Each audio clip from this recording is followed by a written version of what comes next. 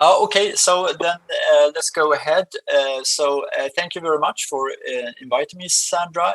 And it was really great to talk to you, grad students, before this talk and see how much we have in common. And maybe we can spend some minutes afterwards to discuss things about using different types of stimuli and also planning research together or sort of in parallel, so we do good things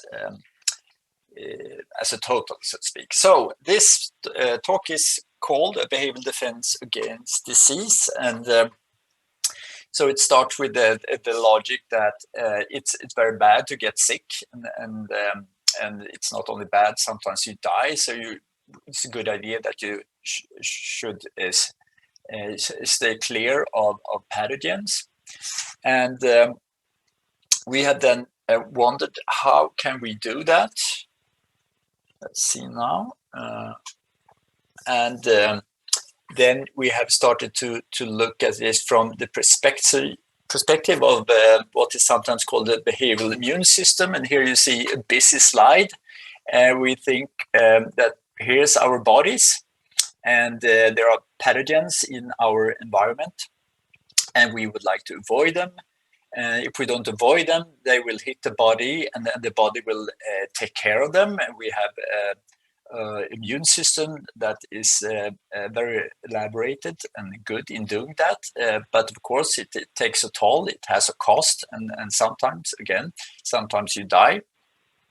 So this is something that should be avoided, and infectious disease is a very common reason for mortality, and has been through the evolution for the longest time. So it makes sense that we should be somehow more or less good in doing this. And one of the basic questions here is really, how good are we to detect and avoid disease cues? And obviously, we all know that we stand back from disease cues. I mean, if people are sneezing or coughing or have obvious amounts of snot in their nostrils, you may stand back or refrain from kiss them, even though this is not always true. You have probably seen parents kissing their snotty children, and you can see this sort of sticky thing between their faces as they separate, which is an interesting sign of what love can do, I guess. There are a lot of cues, and we know that we can perceive them, and we know that they evoke reactions among us that would motivate us from a true avoidance behavior. And once you're sick, you could also see that generates a certain type of sickness behavior, and that is also a very interesting point that you can say is a part of a behavioral defense. Once you're sick, you behave differently, and this is a major focus area of Mats Lekander's work, but I will not have the time to talk about that today. So as you see here, we think of it as we have some type of behavioral defense, a possibility to, by way of our senses, detect disease cues, and once we're detecting these disease cues, we think that will sort of trigger emotions, motivation, cognitive biases, so that will facilitate an avoidance behavior. So this is the behavioral defense that I will focus on mostly today. Then there's also another aspect of the behavioral defense, which is this part, where actual detection of disease cues or disease-related stimuli that are perhaps disgusting could actually trigger the immune system itself. So this is a very interesting part, and make this whole behavioral defense to be regarded as a more system-like entity, I think. So we started with looking at odors. And the question then, can we smell disease? And the answer here is pretty clear. Yes, we can smell disease. If you have a spouse or children, you can perceive how they change in breath, for instance, when they're sick and when they're not sick. So it's kind of trivial. And also, if you talk to doctors and nurses at hospitals, they will have a clear opinion about that disease smells, and certain disease smells in a certain way. For instance, diabetes has a certain smell, and urine infection can have a certain smell. And this is interesting because if you look back in the history, before the germ theory came around, there was something called the miasma theory, and that was the idea that you got sick from polluted air, from polluted, smelly air. And this, you can see here, is captured in a painting by Robert Seymour that tried to picture a cholera epidemic. And here you also have a classic picture of Dr. Schnabel. You've seen this beak before that is filled with herbs, so that they will sort of stay out of this miasma from polluted bodies and environments.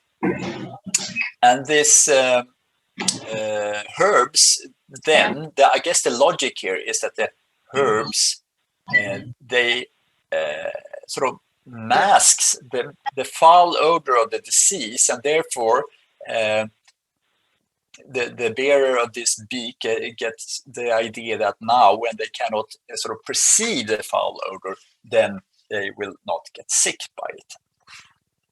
So speaking of odors, and of course odors can come from different sources on the body. We have the breath, as we mentioned here. We have not studied that. We have the skin with the different glands, and also among those sweat glands. And we can have ulcers.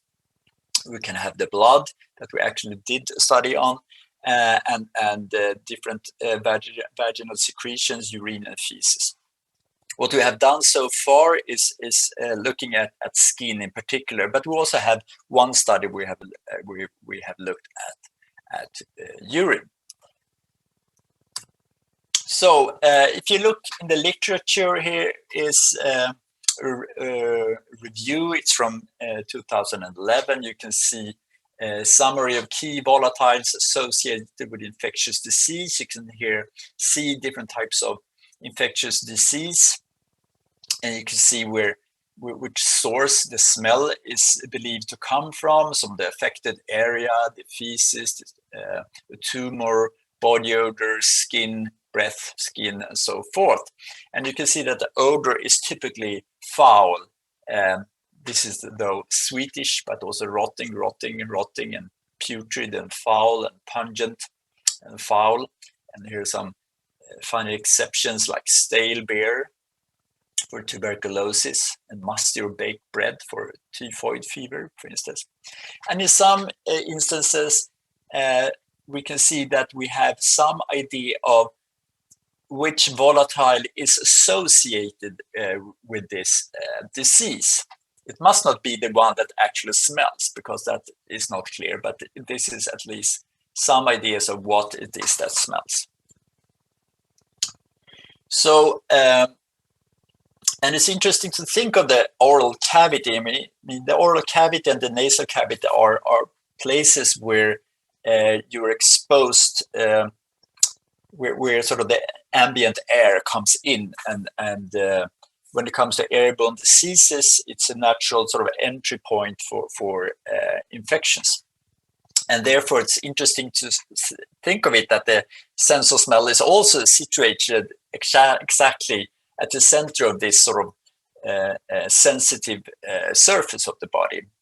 And on top of that, you can also argued or at least observed that the olfactory nerve is actually an entry point itself of our viruses. So you can see that here up in the olfactory bulb, that is just one synapse up from the epithelium here, you can see that you have indications of viruses and also of anti-inflammatory responses as you expose the nose to viruses. That has also been seen in COVID, by the way. So how have we then studied this? So the background is that animal models indicate that early systemic inflammation makes body odor smell aversive, which leads to avoidance of the sick individual. And so we, in our first study in 2014, we hypothesized that humans are able to perceptually detect sickness cues of body odors originating from individuals soon after experimentally induced systemic inflammation. So how did we do this? We made use of an endotoxin. This in particular is called lipopolysaccharide, which is molecules that you find in the surface of negative gram bacteria. And these molecules is then detected by immune cells, as you can see here. And the immune cells then releases cytokines that affects the brain through the blood-brain barrier and possibly through the vagal nerve, which sort of triggers the sickness response in your body. And when it comes to the study itself, how did we do this? So we recruited young, healthy, mostly students that came into the hospital, and we gave them an injection of lipopolysaccharide, or the carrier that we here call placebo. And then they had a certain protocol they followed. We studied different things. And during the, and this is also sort of 3 different studies that so this is not one particular study. We have done 3 different studies. So this is sort of an average of the studies. So they were exposed to LPS, and then we collected body odor from 4 hours. In another study, it was actually 5 or 6 hours and things. And they had a whole protocol because we investigated a lot of different things in these 3 different studies. But this is sort of the approximate way we looked at it. So collected body odor during the first hours after the injection. And as you can see, after the injection, you can see that yes, they, in some sense, they became sick or had a sickness response at least. So what you can see here, or actually going back, pro-inflammatory cytokines like TNF-alpha, IL-6, and IL-8. You can see that after 1.5 or 2 hours, they seem to peak. And then the effect of the lipopolysaccharide washes out. So it washes out with time, even though you can see that body temperature seems to linger a little bit longer. And in the next slide here, you can also see the subjective sickness pretty much follow that pattern, that you peak around 2 or 3 hours in subjective sickness, and then you feel healthier as compared to the control case or placebo case here. So yes, this seems to work. People feel sick, and they also express more physiological or objective indications of having a systemic inflammation. So so then we had our body odor stimuli, and then we did a new experiment where we had 40 to 60 participants to rate donors' shirts when they were sick and when they were healthy. And we typically ask for these dimensions, like the perceived intensity of the odor, or the perceived pleasantness or unpleasantness of odors, whether they could perceive the odor as healthy or unhealthy, or whether they could perceive the odor as disgusting or not. And so this was the result of our first study. We can see here that we have a smaller increase of intensity for the endotoxin, the sick shirt, compared with the placebo shirt. And what is maybe more interesting is that it was perceived as less pleasant, which sort of makes sense. I mean, if this should be a behavioral defense, it needs to trigger some negative response as to facilitate avoidance behavior. And here we're also asking for ratings of health, and you can see that that goes down as well. So we also looked at through GC-MS analysis, so actually analyzing the volatiles, the abundance of volatiles in the odor samples.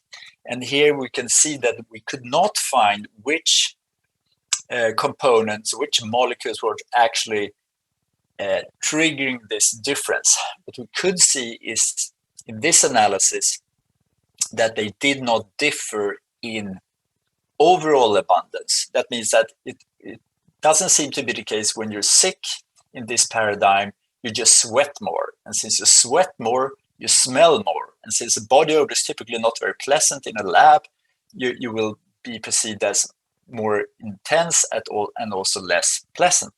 So that seems not to be the case because the overall abundance of molecules in the body odor samples are the same in the sickness and in the healthy condition. And also what is interesting here is that when we look at this effect and used intensity as a covariate, we can see that there was an effect of our experimental manipulation on pleasantness that could not be explained by the change in intensity. So that made us feel that, yes, maybe this is actually about that you actually change your body odor in the direction so that you're perceived as less pleasant. So we did a follow-up of this study with a somewhat lower dose, and also this was a between donors comparison, so we didn't have body odors from the same person when he or she was sick and healthy, but this was actually different people. And here we got some statistically somewhat weaker results, but we still could see that yes, indeed, you smelled less pleasant when you were sick in terms of having a systemic inflammation. And here we also looked at urine, actually smell urine. Not the funniest experiment, perhaps, but anyhow, it was interesting to see that also there we could see effects that you actually tended to smell more aversive from the urine when you were sick than when you were healthy within a few hours. And we could also in this case see that for the urine part, which is easier to analyze in terms of chemistry, is that the pyrrole seemed to be a biomarker of inflammation, as did acetophenone. But I can say already now that we have replicated this, and we only replicated for pyrrole. So pyrrole is some type of indicator of systemic inflammation. Okay, with this, we moved on to natural sickness. So we did a study where we asked people that fell sick. So we just put a lot of people on the list to say, if you fall sick, call us and we will come out to you. And this was, of course, before COVID-19. It would be totally impossible to do a study like that. In innocent times, really. I mean, so we actually could come out to the sick people and give them a bag and instructions to say, okay, so now you're sick, so follow this protocol here. And there was different angles on that study, mostly focusing on sleep quality, but we also collected body odor. And here you can see how sick they were. So people call in and say, oh, I'm coming down with a cold or something, I don't feel well. Okay, so we came out and gave them a bag and with stuff and a protocol and a t-shirt and a soap, so they can sort of clean with the same unscented soap and wear the same type of t-shirt during nights, and then they slept a number of nights. I think it was 2 or 3 nights, even though we collected data for 7 nights from other perspectives. And here you can see that they had just very small increase in body temperature from 36.6 to 37.0. So they didn't have a strong inflammatory response, even though they felt sick. So on this scale, they felt quite sick. Now this is going up to 30, but compared to 0 here, they definitely feel much worse here, and this just slowly went back over the course of 7 days, as you can see. Oops. So, and we collected them, these T-shirts from these people, and presented them, and here are the results, and here we can see that we could not replicate the study, what we have seen in the experimental study. So you can see that although nominally they tend to smell more intense when they're sick, and they tend to smell less pleasant when they're sick, and more disgusting and less healthy, but that didn't come out significant. This was now done in a yes/no procedure. So you present one odor and then you give a rating on intensity. We do this with a sort of a forced choice procedure where you get the 2 T-shirts from the sick condition and the healthy condition, and you can have them next to each other. So it's possible that this comes out in another way, doing it with this more sensitive method in the future. Okay, so then we moved on to facial pictures of sick and healthy people, and here's a morph of 22 people when they're sick, and the same people, 22 people when they're healthy. And this is photos then taken after 2 hours using this endotoxin model. So after injection, 2 hours after injection, they look like this, and this, the sick and in the healthy condition. And as you can see, I mean, to me now, I'm of course a little bit of an expert at this, but you can see that this face, and most people will say that this face, that they look less something, less healthy, or less happy, and less many things. And it's very subtle cues, and we have measured some of them physically. So you can say that the eyelid is dropping a little bit more in the sick case, and in the healthy case, you can see the color express less of the warmer wavelength of light, and that is, I think, in particular obvious from when you look at the lips here, that are more pale here than over here. You also tend to have somewhat more physically droopy corners of the mouth here. And here's some measurements that we did in collaboration with Henderson and other people. And here you can see, for instance, face redness. You can see now I shifted the color, or depends on who's the sort of main author, I guess, on the papers. But here LPS is blue and placebo is red, which is opposite to how it looked in the earlier.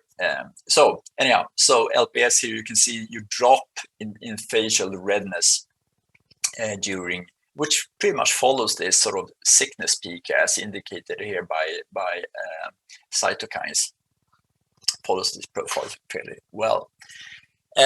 We also looked at more sort of subjective perspectives of the face. So we asked people to rate their emotional expressions on the face. And what we can see is that sick people tended to look a little bit more sad, less surprised, which may indicate, I think, that they look less sort of attentive or interested. They could look less happy when they're sick, and a little bit more disgusted. And this also also they looked, as you can see from this data here, they also looked more sick when they were actually sick, according to this endotoxin model. And here was a mediation analysis to see that these emotions also were mediators between the treatment and perceived health. Now, we don't know whether this is a causal route, but at least you can see that, yes, they did mediate the health perception. Okay, another interesting aspect. I don't know whether we have Arnaud Tognetti in the audience, but he did this study where we looked at trustworthiness of sick people. So we asked people to rate their trustworthiness of sick people and healthy people. And as you can see here, this is now the phase, the probability for choosing a sick phase as being the more sick out of two phases, where one is sick and the other one is healthy, right? And that is then correlated with the proportion of calling the sick phase a trustworthy phase, the more trustworthy phase of the two, where one is sick and one is healthy. So here you can see the correlation between trustworthiness and sickness. And interesting here, for the first time, because we had a little bit larger sample here, we could see that women were actually much better in discriminating between sick and healthy phases along the dimension of trustworthiness, as indicated by these results. So this is something we will follow up. So, and related to what your grad student said in the beginning here, you were talking about multisensory integration of these type of signals, and we've done some study that you may have seen earlier from 2017, where we looked how this integrated, and so here we have sick phases and we have sick body odors, and then we presented both sick phases or phases and body odors, sick or healthy, together in an fMRI experiment. So people were in sort of in the scanner, and they had tubings up their nostril, and they could see a monitor where you could see faces. And then we said to them that here we will present an individual to you, and the individual will be presented by means of a facial picture and his or her body odor. So they got that at the same time in a factorial design with sick and healthy body odors and sick and healthy faces. And what did we find? We start with the behavioral part. We could see in the scanner that they more clearly could indicate that, and this was then along the line of liking. I should stress that. So now, I mean, we're trying to understand that, okay, you can detect sickness, but by what dimensions will that lead up to an avoidance behavior? So then we thought that a subjective experience of liking would be a good precursor of an actual overt avoidance behavior. So here you can see that you seem to like the people less. This is now in the factorial design when they were sick compared to healthy. Now, when it comes to the odor part, they did not differ so much. Were sort of a tendency for finding healthy sick people smelling a little bit more, to like sick people following a presentation of their sick body odor less compared to following a presentation of their healthy body odor. So, so this sample size was not so big. So we did, after that, we did that outside the camera in a bigger, larger experiment with more concentrated body odors, because here we could present them from jars, where you put the body odor sample in a jar and close it, and you could saturate the headspace, and then when you open it, it smells more than when you put a piece of fabric, a body odor sample in an olfactometer and blow air over it. So then you get typically weaker stimuli. So here you can see that we could replicate this result here, and also could see that you actually disliked people that were presented along with sick body odors. So that also led to that those people, that condition that was liked the least was, of course, the where you had a sick person's face and a sick person's body odor. That was sort of the condition that where you dislike people the most. We also could see that we had different networks of brain activation that follow visual sickness and olfactory sickness with some overlap here, as you can see in the middle frontal gyrus. Otherwise, we had some, for the odor part, we had activation in the piriform cortex, believed to be some type of primary sensory cortex for body odors. So clearly there are something here that differs in terms of brain activation. We are not sure what is driving this. I mean, is sickness a particular perceptual dimension, or is it something you infer from different things, or is this just mere the effect of that you perceive people as smelling and looking less of something, like for instance, when it comes to body odors, maybe they smell less pleasant, for instance. So biological motor, we have recently published this. Correct me if I'm wrong here, Mats. I think we have biological motion. So this is a very powerful cue. Maybe I've seen these point light displays earlier, and you can, from moving points, tell a lot of what is happening, what a person is doing, and whether it's strong or what type of movement the person is doing. And it seems to be a good indication of health status. And there are altered biological motions in various clinical conditions. And obviously, it seems like walking speed is a good predictor of mortality. So here you can see we use the Kinect camera, the commercially available Kinect camera. And from that and skillful programming, we could get out point light displays like this. You can see person moving. And from this, and it's quite easy to see that there's a person walking and that the person is moving right against you. And from this, we could get different measurements of different angles in the body movement, as you can see here.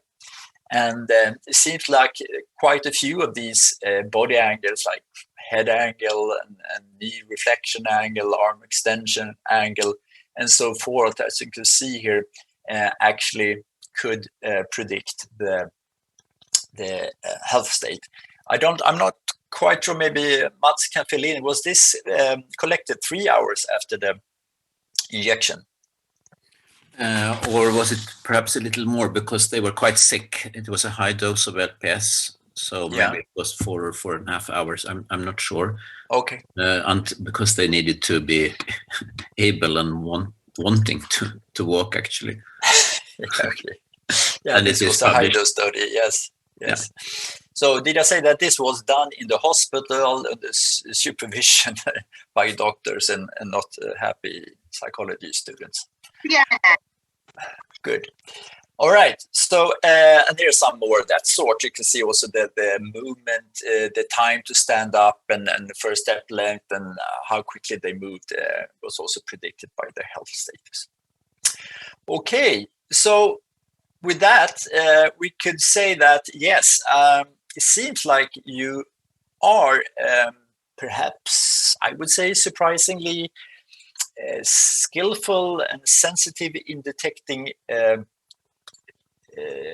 quite subtle disease cues, and we have started to narrow it down to some of facial cues. We know a bundle of cues there, and also movement, and also body odor. We are presently looking at voice cues. So, and we have started to look at how they interact with each other. And even though each cue is quite weak and has very low effect, you could argue that, of course, perception is very multisensory. When you meet a person, you see them move, you see their facial expressions, you see the facial features, and perhaps you feel their body odor and hear their voice, and all you had the possibility to add all those cues together. So maybe if you look at everything at once, you could find that you are far more sensitive than these studies reveal when we most of the time look at single cues each at a time.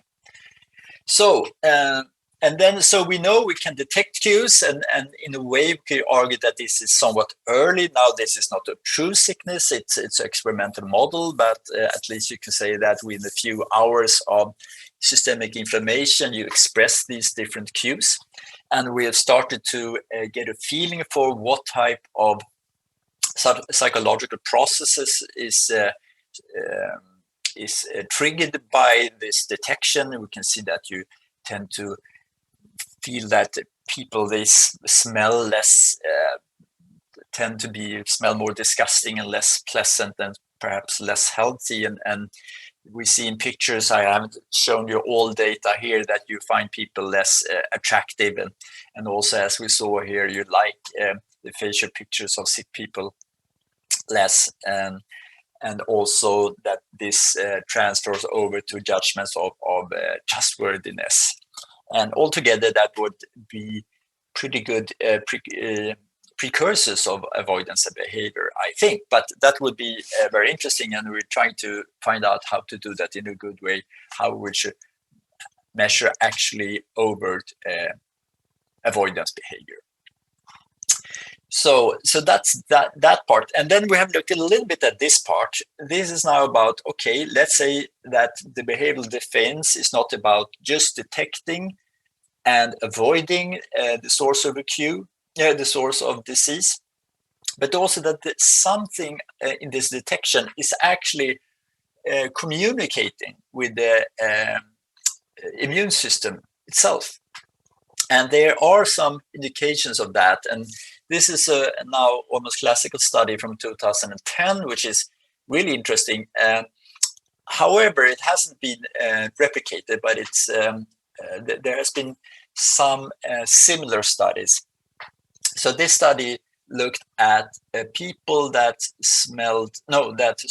looked at the people that were expressing sickness, like sneezing people.